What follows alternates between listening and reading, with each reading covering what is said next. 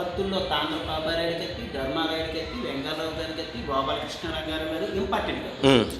ఆ కత్తులు నెక్స్ట్ అలాగే వీళ్ళు ఇప్పుడు రియల్గా ఉపయోగిస్తున్నటువంటి లైసెన్స్తో ఉన్నటువంటి గన్స్, అలాగే ఫారిన్ కంట్రీ నుంచి వచ్చినటువంటి వివిధ రకాలైన గన్స్ ఆ రోజు ప్రత్యేకంగా ఈ పూజా టైంలో చూపించడం అంటూ జరుగుతుంది. ఓకే, అది కూడా దసరా ఆయుధ పూజ టైంలో మాత్రమే చూపించడం జరుగుతుంది. ఆ పూజ అంతా కూడా కిందనే చేస్తారు, దర్బార్ మహల్ కిందనే మనకు జరుగుతుంది.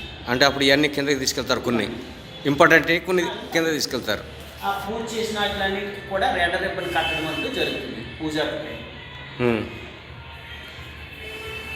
ఇవి అడవులది యొక్క దర్బార్. ఇవి అడవ పందికి సంబంధించినటువంటి దొంతాలు. Okay, wild bottles.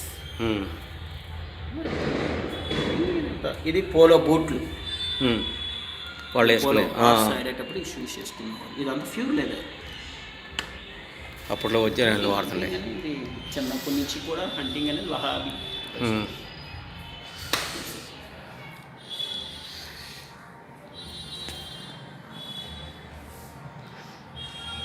మా ప్రేక్షకులకు చాలా చాలా మంచి విషయం.